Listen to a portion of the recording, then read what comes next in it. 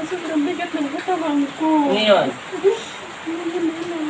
wala na. Ulitin ko, hindi kayo kinukulam. Naman na ikaw ay gumaling sa kanyang kamay dahil kamay niya yan.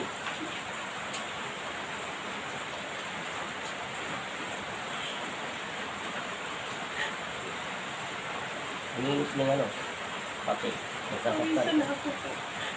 Alam ko yan, sige, pagpag lang ng pagpag niyo yung sakit nyo. Naririnig niyo ako, naririnig niyo na umuulan, naririnig niyo yung mga kaluskos ng mga hangin. Pero yung kamay mo ay hindi mo yung kamay, tanggalin mo yung sakit. Umiinit na yung papulo. So, umiinit na yan. Nasasaktan na siya sa papel. May bisa na yan. Hanggang humihingi ka ng kapatawaran, kung nakakaramdam ka ng kalungkutan sa iyong isip at puso, kung kailangan, kung talagang mapapayak ka, wala akong magagawa dahil nakikinig ang aking ama. O, kusa itong hihinto, yung masakit, o mainit na nilalabas ng papel. Itapon lahat ng sakit, pati balakang. Itapon lahat. Simula ulo, balik-balik lang yan. Isipin mo anong bagay na hindi mo pa nadidikit sa katawan mo. Kamay mo yan. Alam niyo po pag naglilinis kayo ng isang plato, syempre alam niyo kung anong nasa ng pinakamarumi. Nasa labi ng mga plato, sa labi ng mga kutsara, ganyan. Para kayong naglilinis ng katawan nyo, naliligo kayo, itapon nyo lahat ng sakit at libag na natitira sa buong katawan nyo. Yung ibig ko sabihin nyo, yung mga sakit sa spiritual yun. Hindi to yung papel. Nakakaramdam ba kayo ng matinding sakit? Nasa physical pa lang tayo. Wala pa tayo sa spiritual. O, kailangan mapahinto mo tong papel. Kusa tong hihinto pag wala na siya nadidetect sa'yo.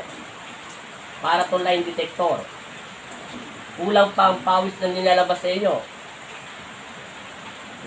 Hindi tayo makapasok kasi mayroon kayong konting stress. Kaya ginawa na ng Diyos ganyan.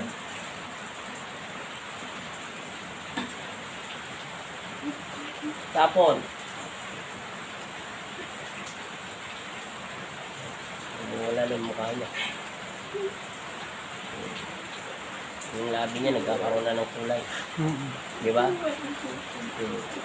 Pag tingnan mo yung mukha niya dyan sa video niya, sa personal yung mukha, ay sa personal yung mukha. Nasa physical pa lang tayo. Ha? Pag-iiwalas ng mukha ng nanay mo, di ba? Physical pa lang. Huwag nyo na itaas yung damit niya, nay. Kung saan didikit yan.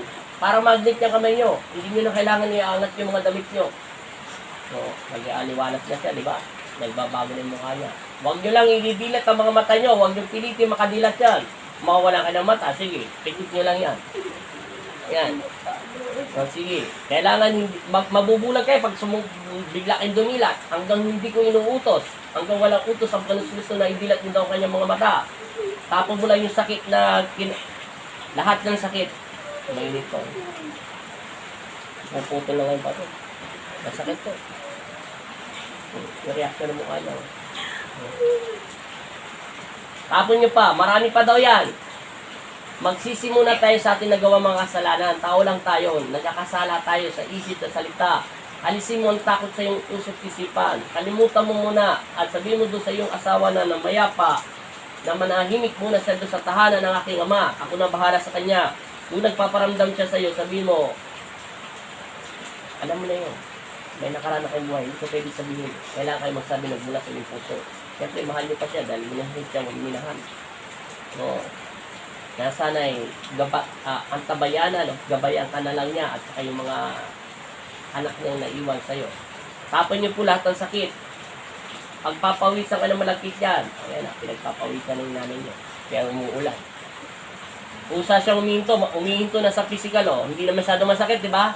Hindi na masyado mainit ba? Mainit ba masakit? Ano nga, yung mainit kanina masakit.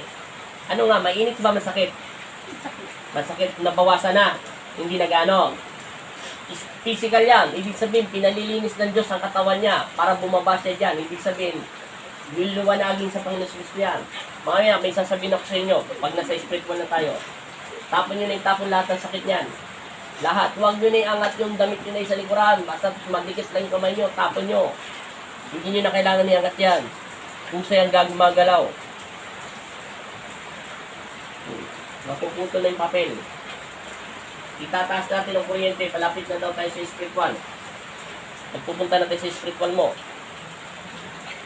Huwag nyo galawin yung paa nyo, pabayaan nyo. Walang paso yan. Pumasok kayo dito na walang sugat ang pagitan ng daliri nyo sa papel. Lalabas din kayo rito na walang gas-gas. Ni kamot, wala. Kaping! Tawag niya po dong. Tapon. Pakiramdamin niyo to, wala naman masyadong sakit sa spirit physical. Hindi na gano. Hinto mo muna yung kamay mo, kandidilat. Itataas natin yung kuryente, lapag nyo yung kamay nyo rito. Makinig kayo sa akin. Ito, seryoso na to, ha? Dinemo ko na kayo kanina. Seryoso to, ha? Pikit. Magluwalhati. Humingi na kayo kapatawaran sa aking ama, di ba? Pinagpapawisan kayo. Ito to, mas matindi pa bawat mararamdaman nyo dyan. Sa ngalan ng Ama at ng Anak at Espiritu Santo, amin. Sa pamamagitan ng pagsambit ko sa inyo, pangalan Panginoong Jesus amang Nazareno. Bigyan niyo po siya ng kapayapaan ng isip at kaluluwa. Nawa kayong unat maghari sa kanyang buhay. Alisin niyo nawa sa inyong mapagpalang kamay ang takot sa kanyang kaluluwa at isipan. Bigyan niyo po siya ng buhay na walang hanggan. Hanggang sa oras ng kanyang kamatayan, naway kayong unat maghari sa kanyang buhay at magpasawalang hanggan. At ang mga tao na hindi gusto manakit at masamang inisip sa kanya, naway po kayong unat mag-aris sa kanilang buhay. At kung sino man nananakit ang mga elemento at espiritu dito, ay ito'y maglalaho sa inyong mapagpalang kamay. Amen. Tanggalay. Hindi, tanggalin yung sakit nyo. Lahat, umpisa ulit sa umpisa. Mas mainit to kaysa sa dati. Tapon, huwag nyo galawin yung paa nyo.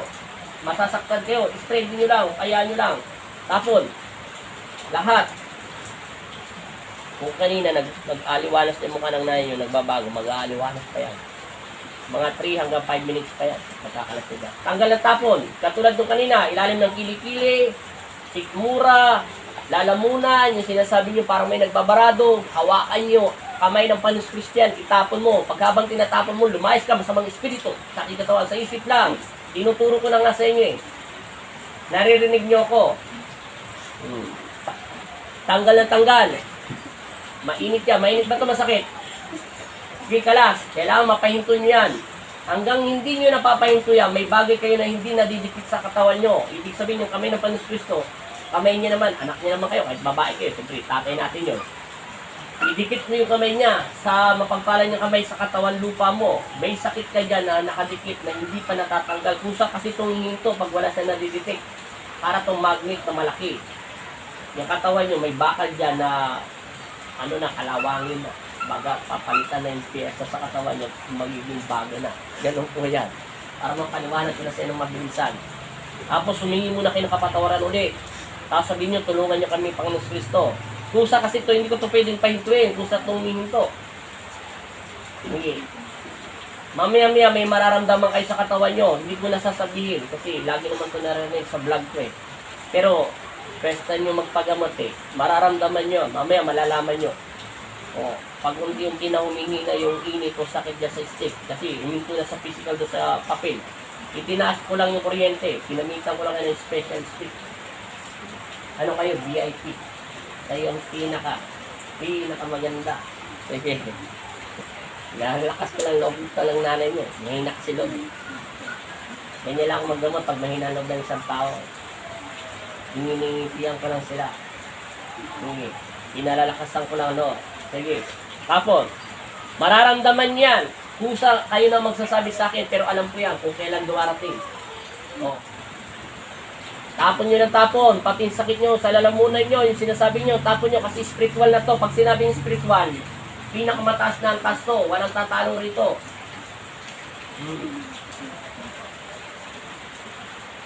Isipin mo, hindi yan napapagod. Hindi siya nakakaramdam ng pagod. Tapon ng tapon. Yung kamay niya magaang. Tapon ng tapon. Kasi kusa itong hinto eh. Anong bumababa sa katawan nyo? Wala pang may bumababang kakaiba sa katawan nyo, pero pa yung pinagpapawisan, wala pa kayong nararamdaman. Hindi yan. Alam ko luluwag yan. Ang ibig ko sabihin, meron pa ba kayo nadiditik sa katawan nyo na mayroong kakaiba na may bumaba, pero pa doon sa mainit na pinagpapawisan kayo? Ano? Ayan na, bumapababa na daw, sabi ng Panginoon Kristo. Maraming salamat, Ella ha.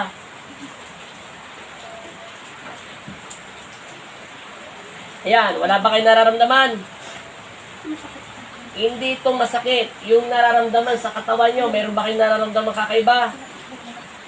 Wala bang nararamdaman kayo na, sasabihin ko na nga para maintindihan nyo, wala ba kayong nararamdaman na malamig? Malamig ang paa. Yung pawis na malamig.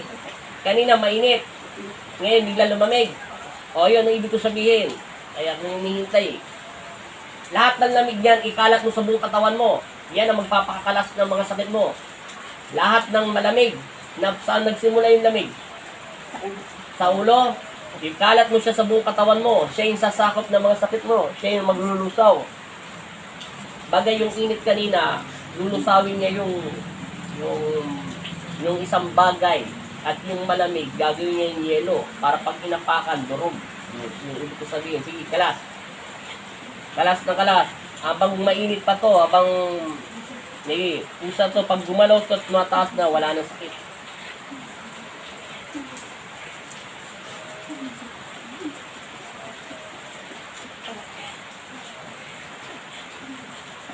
Para lang tayo nakikipag-usap nito, para tayo na lang may claim-claim.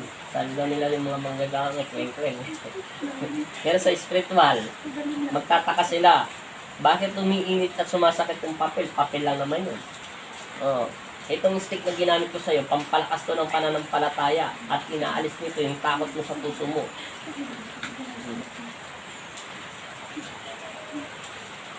Wala na. Nasakit pa mainit?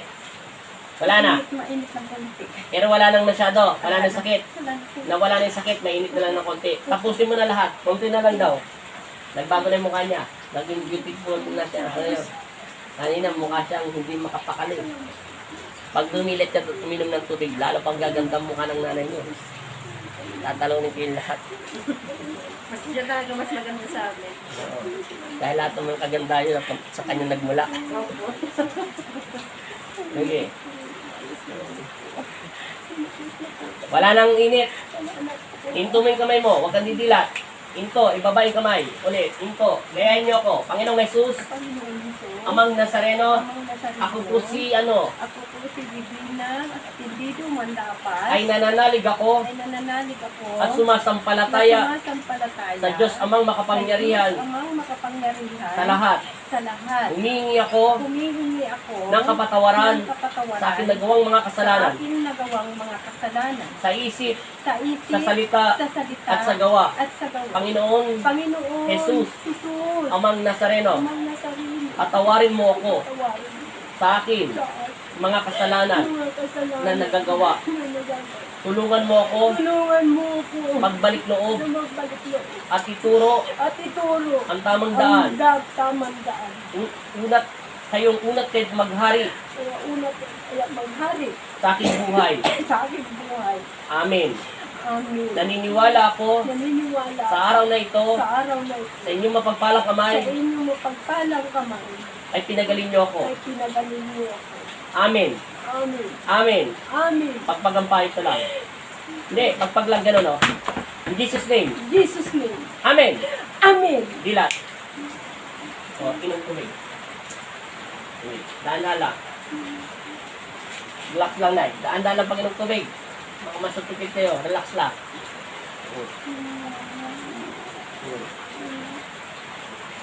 Tama na, Nay. Wala na.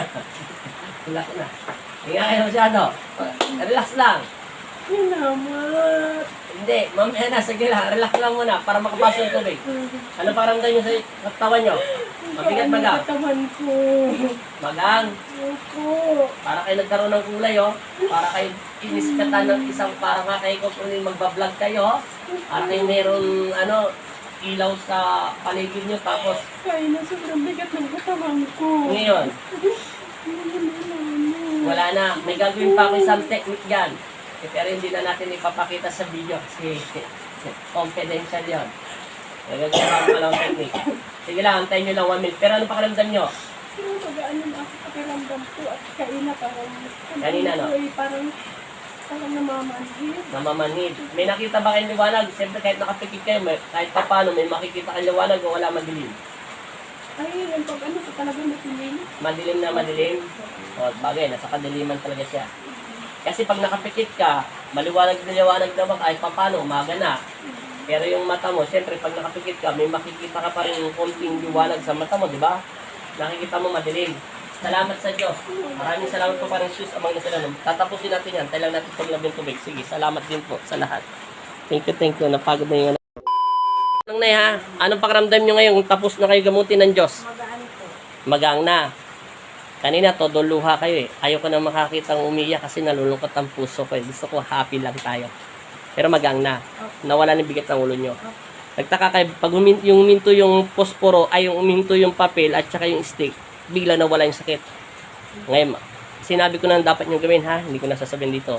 Salamat sa Diyos. Taga-saan ulit po kayo? Gapan, San Nicolas, Gapan. O, kita mo, maganda na salita nyo. Hindi ka tulad kanina, parang hirap na. San Nicolas, Gapan. Gapan. Sige, salamat. Ingat kayo ha. At God bless sa inyo, sa inyong pamilya. Magtiwala sa Diyos. Importante, magaling na kayo. Ulitin ko, hindi kayo kinukulam. Dala to ng konting emosyonal. Alam ko pa agad, sinabi ganun ng Diyos. Pangalawa, meron mga bad spirit sa paligid nyo. Hindi kayo kinukulam. Magsasayang lang kayo ng punta sa iba. Puro na lang sasabihin, hindi kayo kinukulam. Tandaan nyo. Hindi. Walang sinasabi ang aking ama. Sinabi niya na agad kung anong sakit mo. Okay na. Salamat po. Salamat. Ayan. Ay, salamat ha. Thank you.